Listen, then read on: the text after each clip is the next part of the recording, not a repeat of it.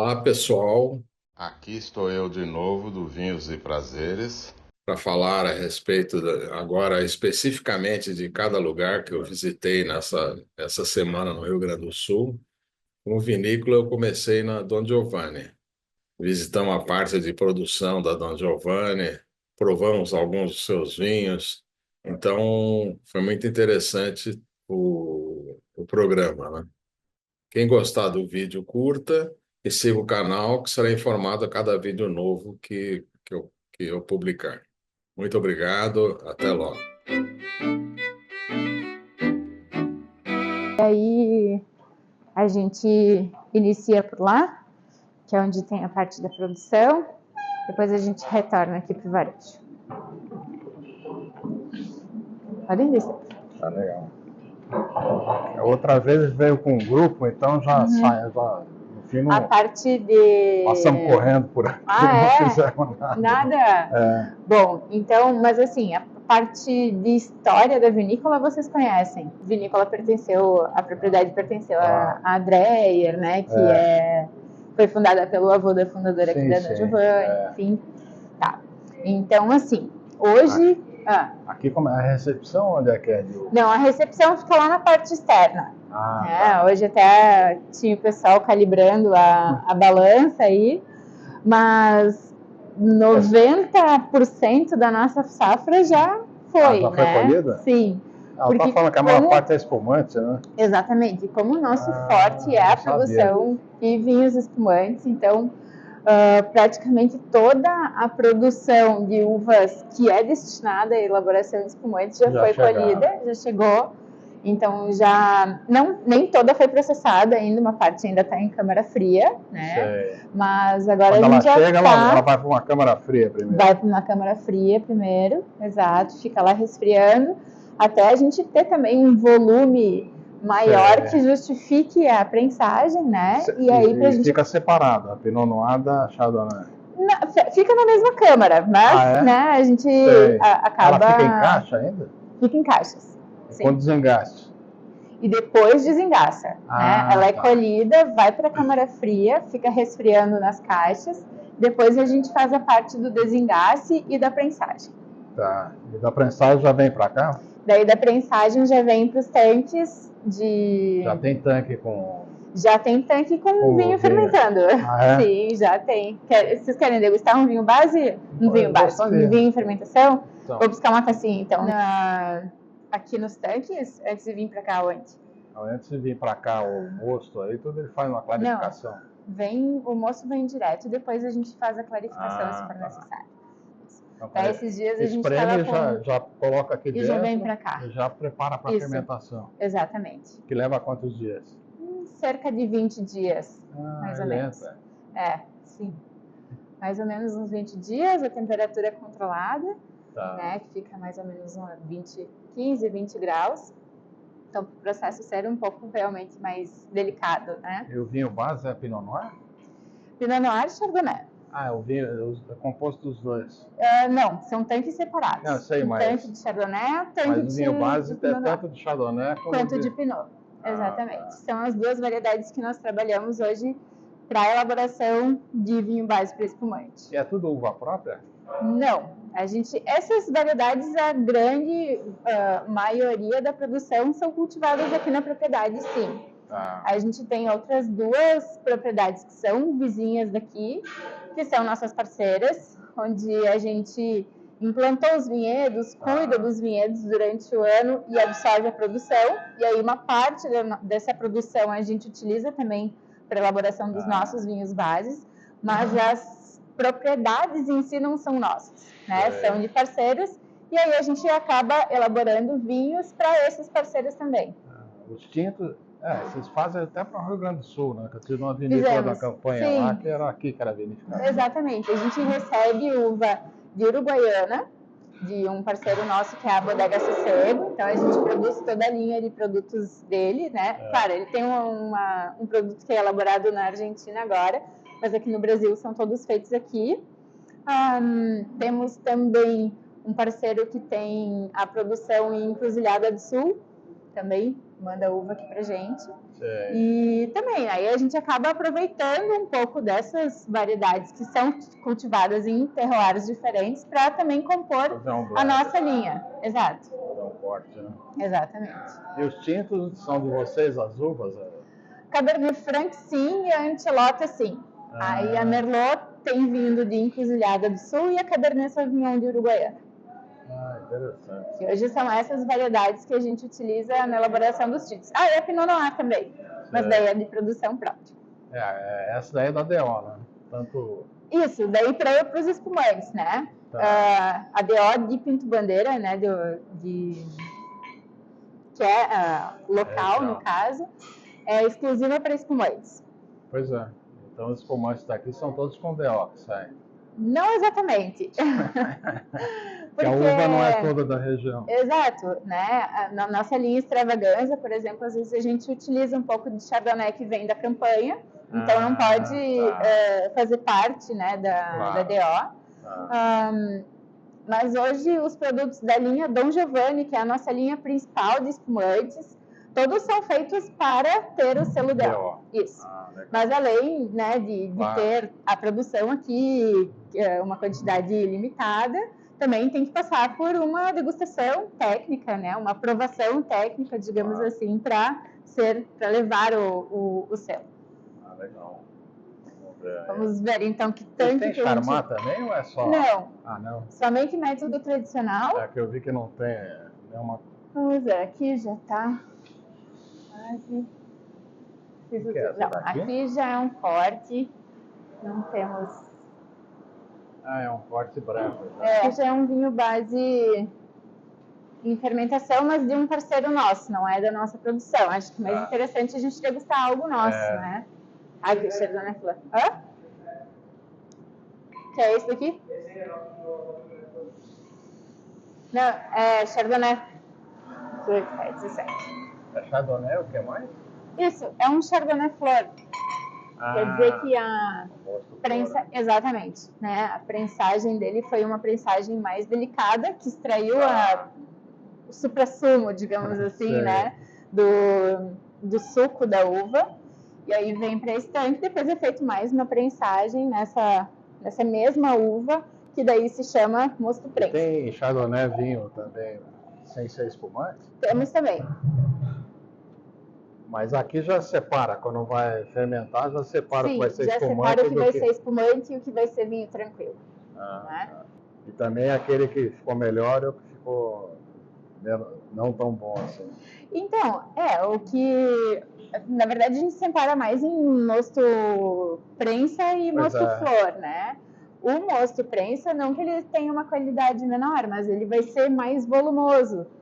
Né? Então, dependendo da linha de produto, a gente vai acabar usando mais mosto prensa do que mosto flor. Exatamente. O flor vai para que linha? Normalmente vai para a linha Dom Giovanni e para as linhas superiores, que é o espumante ouro e o Dona Vita. É um suco de uva. Acho que já começou a fermentar, sim. Vamos ver. Efeito trasfega. Eu teria que conversar, confirmar com... Exato. Se já começou a fermentação alcoólica, está num arranque, mas como ele não tem gás, ele não está borbulhando ainda, eu acho que ele ainda não está fermentando. Porque o pessoal costuma colocar algumas leveduras que não fazem o processo de fermentação para extrair mais aromas, né? E daí depois inoculam leveduras para, de fato, fazer a fermentação alcoólica. Então, e aqui tudo com temperatura controlada. Né? Sim, tudo temperatura controlada. Né? A data quando ele foi colocado aqui. Exato. Quando a uva foi recebida, dia 9. Uma delícia esse suco, né? Muito bom. Tomara todo o suco fosse assim. Então, Qual que é a quantidade de levedura que coloca numa cuba desse tamanho? Assim? É 10 gramas por hectolitro. E são diferentes leveduras que se trabalha, sim. A do espumante é diferente, a levedura do vinho tranquilo? Para cada produto, na verdade, tu pode escolher uma levedura diferente buscando alguma teu coisa propósito, diferente. né? Entendi. Uma que vai trazer mais aroma, mais aromática, uma que vai trazer mais volume de boca, enfim. Né? Conforme a linha que você vai fazer, é diferente a levedura. A proposta do produto, né? Tem uma variedade muito ampla no mercado que tu pode brincar, né, com o que vai chegar. E mistura ou vai uma levedura, um tipo só de levedura? Pode ir mais de uma. A gente também usa leveduras não saccharomyces. Então, às vezes são mais aromáticas, às vezes são de proteção, né, para a gente conseguir segurar um pouco mais a fermentação. Então, tem vários tipos e propósitos. Aí pode ser usada mais de um tipo. Não tem nenhum que usa selvagem, né? Aqui não. Aqui a gente usa sempre levedura inoculada. Esse o que é? Esse daqui é aqui do tanque, deixa eu servir aqui. Mas também é Chardonnay. Também um Chardonnay. Ele já começa a ter um cheirinho de vinho, né? Né? Já tem um cheirinho até um pouquinho... É de fermentado. Né? Exatamente. Esse já está fermentando. Uma turbo, né? E o que nós degustamos foi, unicamente o que foi colocado, foi inoculado levedura ontem. Então tá por isso que ainda tá começando, né, o pensando arranque. em trabalhar. Muda muito, né? A acidez tá vibrante dele também. Já vai perdendo o açúcar, a gente já consegue perceber mais a acidez já começou a virar vinho. Do suco. Do mosto, no caso. E daqui depois que vai para a clarificação. Isso. E depois para a tomada de espuma. Argila bentonite. O pessoal costuma clarificar. E filtra também. Filtra terra também. E esse daqui é um parceiro nosso, né? Esse vinho base que não vai ser para os nossos produtos, exato. Tá. E tem barricas de tamanho diferente, né? Aqui temos, até porque essas barricas maiores também não são nossas, né? São de parceiros. Sei. Mas a nossa sala de barricas mesmo não fica aqui.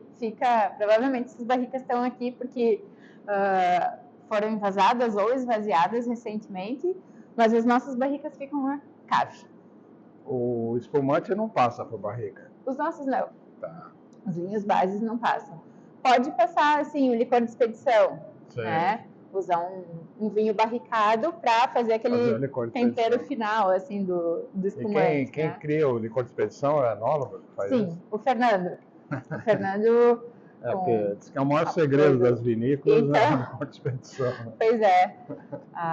Cada vinícola tem a sua proposta, marca, né? Exatamente. E quer oferecer uma experiência única para os clientes. Na rotinha que a cave? Vamos. A gente chegou a provar um daqueles vinhos antigos dele. Sim, um Cabernet Franc, provavelmente. É uma experiência bem interessante, né? Foi? Não, tá vivo ainda, não sei quantos anos então, sabe que a gente tem diversas safras lá na Enoteca, né? Na sequência a gente passa lá. Desde 1990 tem vinhos guardados aqui na Enoteca. E são experiências muito interessantes, assim, porque teoricamente, digamos assim, ou dificilmente tu espera que um vinho de 94, 98 ainda sobreviva, esteja em boas condições. Não tinha a técnica de hoje em dia. Exato, né? Mas a Cabernet Franc é uma uva que tem bastante acidez, então essa acidez é que guarda, né? Que faz com que ela tenha esse potencial de guarda. Exatamente.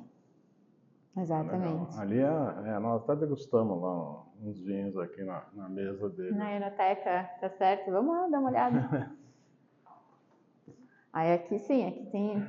Aqui fica armazenado e conforme vai demandando, vai engarrafando. Exato. Né? Depois que a gente produz o vinho tranquilo, no caso, todos eles, com exceção do vinho rosé, todos eles têm uma passagem por barrica.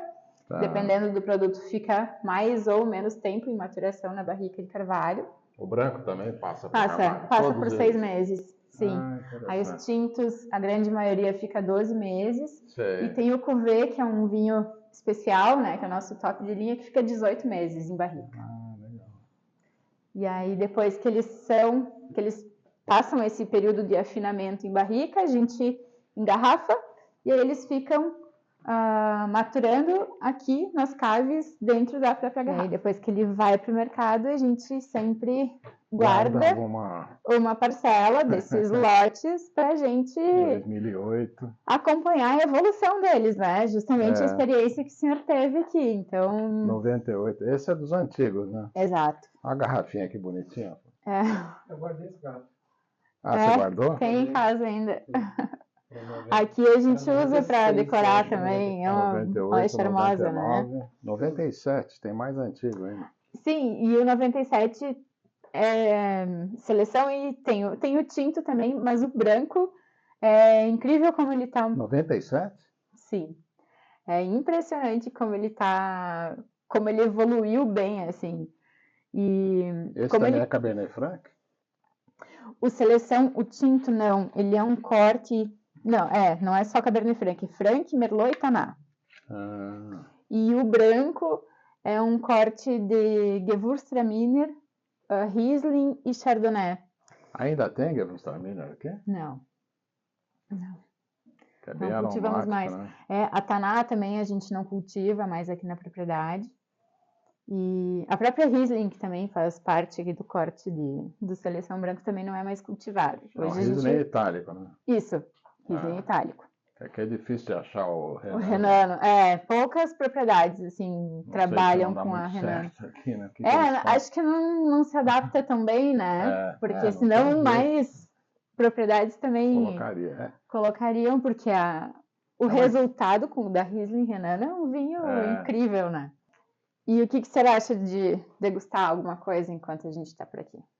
Pode ser, o que você sugere aqui? Vamos ver o que nós temos aqui, de repente um espumante ou dois e um vinho tranquilo. Temos algumas opções aqui. Temos um espumante ouro, que é um espumante com 60 meses de maturação disponível. Temos Brut, temos Blanc de Noir, temos Nature.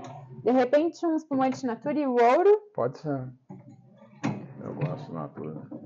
E depois temos um Pinot e o Cuvée, ou Pinot e Cabernet Sauvignon, ou daqui a pouco eu posso buscar o Cabernet não é de vocês, né? Não, é de Uruguaiana. E o Cuvée, o que ele é? Ele é um corte. O Cuvée, toda vez que ele é feito... varia o corte. Sempre varia o corte. Conforme as uvas. Exatamente. Conforme o que temos de melhor naquela safra, a gente compõe o corte. Isso mesmo. Pinot Noir também tem uma versatilidade bem grande, né? Gosto muito. A gente faz desde vinho base para espumante, seja branco ou rosé. Fizemos um vinho rosé com a Pinot Noir e também um vinho tinto. Ainda tem vinho com a tampinha aí? Sim, de 2000. Pois é. Então, e aqui a gente tem ainda. a safra 97, que foi a primeira safra de espumantes aqui da vinícola. Aqui, ó. Aqui em cima. Que estão ainda com leveduras ali dentro. Ainda em maturação, exatamente. Tem prática aí já, né? Há algumas garrafas abertas já, né? Trabalhando no vinícola, imagina a quantidade. Então, né? Você sabe que eu trabalhei por 6 anos no Spa do Vinho também fazendo serviço de vinho, assim, né? No restaurante, principalmente, então... São muitas garrafas abertas. Bom, o Nature, que vai ser o primeiro produto que vocês vão degustar, o corte dele, o vinho base, é Chardonnay e Pinot Noir. 75% Chardonnay, 25% Pinot. Depois que é feita a tomada de espuma, a segunda fermentação, ele tem 24 meses de maturação com as leveduras em autólise, para depois a gente fazer o processo de limpeza, né? Então, remoagem e o degorgement. E aí, quando a gente acrescenta o licor de expedição dele, nesse licor não vai açúcar, né? Então, é só um... Nem poderia se chamar licor, né? Porque licor normalmente tem açúcar. Engraçado isso, né? Chamar licor de expedição. Pois é. Mas, então, essa solução, digamos assim, é composta por vinhos, mas não é doce, não é doce, no caso. né? Exatamente. Então... É bem mais seco do que o... e se a gente comparar com o que estava degustando no tanque agora, muito mais seco, né? Mudou muito, né? Exatamente. Mas bom. O que eu acho interessante de Nature é que ele precisa ser um vinho perfeito, né? Porque ele não vai ter correção, né? Uma correção, digamos assim, se ele tiver uma acidez muito vibrante, agressiva, a gente não vai ter um açúcar que possa compensar essa acidez, né? Então ele tem que ser bem equilibrado para se tornar um produto equilibrado também. E é sempre todo ano a mesma proporção ou depende da safra? Depende da safra, mas costumamos trabalhar nessa proporção 75-25, 70-30, não foge muito disso. Você deve ter ano que produz mais uma uva, produz menos a outra. Isso, né? Ainda que hoje a gente produz mais Chardonnay aqui na propriedade. Mesmo, assim, a gente temos mais vinhedos de Chardonnay aqui na propriedade, então é uma produção maior. Até porque o grande volume dos vinhos bases são Chardonnay, né? Mas, claro, às vezes, como a Chardonnay é a primeira variedade que começa o ciclo, né? Que começa a brotação, enfim, muitas vezes ela é também atingida com alguma geada fora de época, né? Alguma chuva de pedra, que pode comprometer um pouco o volume de produção. Todo mundo torcendo para não acontecer. Então, exatamente. E principalmente em invernos que acabam cedo, assim, ela já começa a dar os seus sinais. E aí já fica todo mundo tomara que não dê mais nenhuma geada esse ano, porque esse o que é? Esse é um espumante que é da linha Ouro. Na verdade, é o único produto que compõe essa linha, né? É um produto único. Ele é um espumante extra brut com 60 meses de maturação. A composição do vinho base dele também é de Chardonnay e Pinot, mas em proporções um pouco diferentes. Aqui a gente tem 60% de Chardonnay e 40% Pinot. Muda o aroma totalmente. Totalmente, eu tô sentindo daqui o aroma dele. É incrível. Aqui já não tem mais aquela fruta fresca que tem ainda, que aparece ainda no Nature, né? Aqui já é uma fruta muito mais madura, quase passada, assim, e lembra bastante um açúcar queimado, assim, um aroma de caramelo. Na boca, então, mel. Tem nada a ver uma coisa com a outra. Então, não. Bem interessante, né? Gostoso. A gente acaba comparando um produto e outro, né? Mas eles têm propostas diferentes, então eles não são, né? O que a gente faz aqui é um pouco injusto, né? Porque cada um tem a sua proposta.